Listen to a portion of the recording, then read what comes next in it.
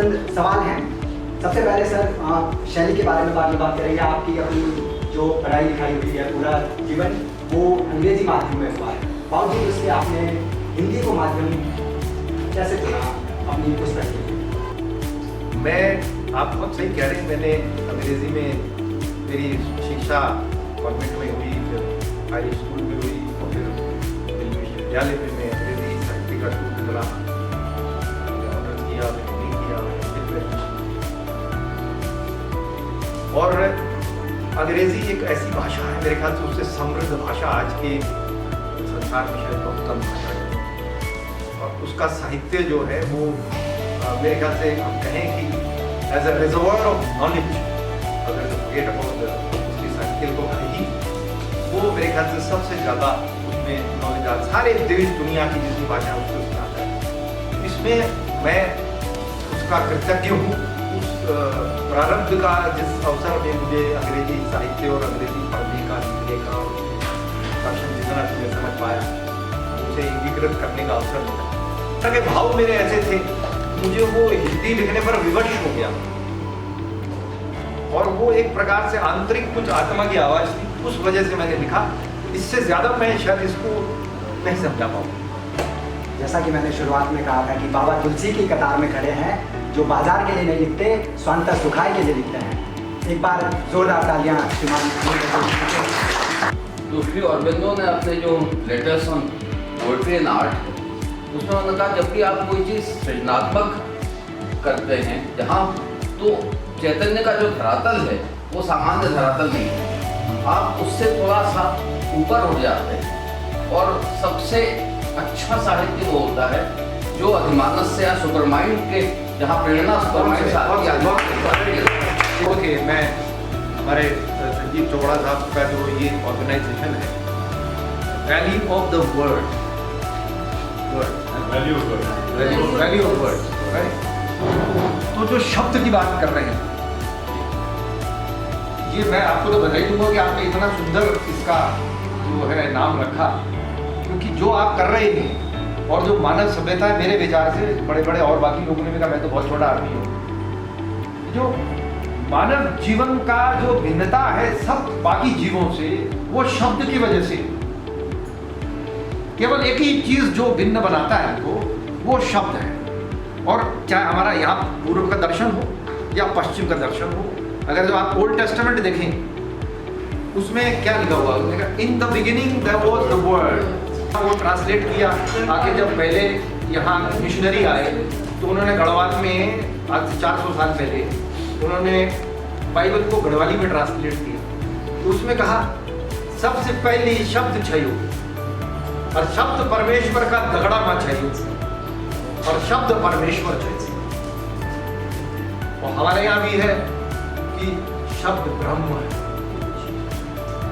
शब्द ब्रह्म है, यानी कि जो ओम है, जैसे तो वो एक प्रकार से before the consciousness of human, if we remove the human being from the face of this earth. पहले पार्ट में जब जब 4 लोग उनकी बात कर रहे होते हैं, तो वहाँ पे अभय नाटियाल से एक प्रश्न पूछा जाता है उनके मित्र द्वारा कि आपने अभी तक शादी की नहीं।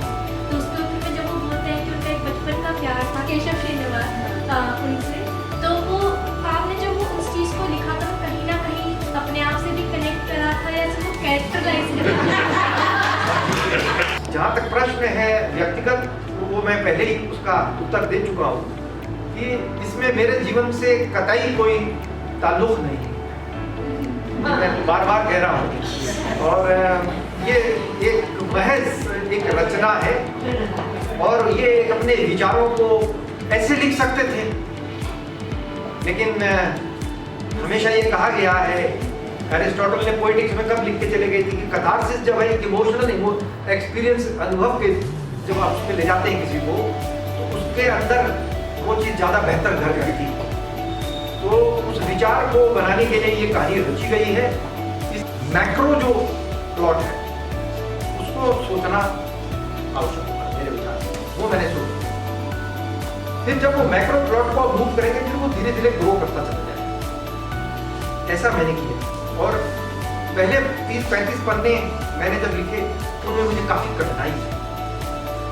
और जैसे जैसे मैं लिखता चला गया, खास तौर से पिछले साल जब मैंने लिखा इसको, मैंने ये महसूस किया कि जब मैं उसको जितना मैं आगे लिखता चला गया उतना मैं बेहतर अपने आप को कन्वीनियंट महसूस करता रहा। कभी ऐसा हुआ है असल में आपके वास्तविक जीवन? और अभय नौटियाल तो और भी अलग है, और उसके बीच में एक केशव श्रीनिवासन जो कहानी सुना रहे हैं वो उनके बीच में है। तो 4 स्टेप रिमूव फ्रॉम अभय नौटियाल तो मैं हूँ, लेकिन जीवन का जो अनुभूतियां हैं उन्हीं से कुछ रचता है।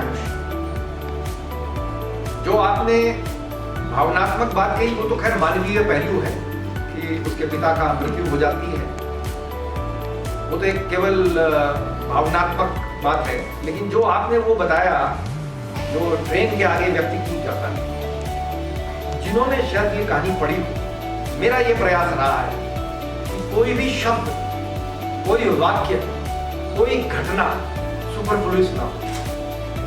वो हर चीज आगे चलकर जब तक कहानी खत्म हो वो एक जिगसॉ पजल की तरह सब जुड़ जाए, तब उसका महत्व है। I would just like to say he's sir and ma'am are just like parents to me.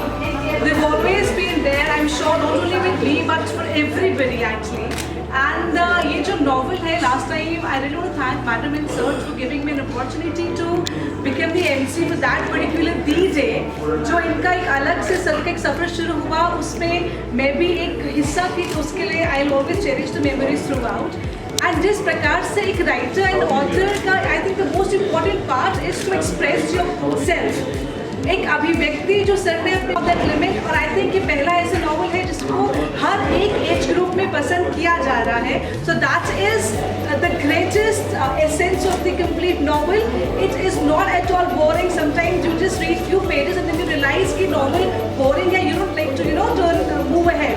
But as far as this novel is concern, it's flawless. Sir ने बहुत अच्छे से अभिव्यक्ति किया, एक्सप्रेस किया है. एंड आई थिंक इसमें sir की वो एक सरलता एंड दैट स्पॉन्टेनिटी वो दिखता है. एज सर की जैसे पर्सनालिटी हमेशा से रही है और आगे भी रहेगी. So on this note I really want to say that long live sir. And हम बहुत सारे नॉवेल्स सर के द्वारा हम लोग को पढ़ने को मिले. So thank you so much. Thank you.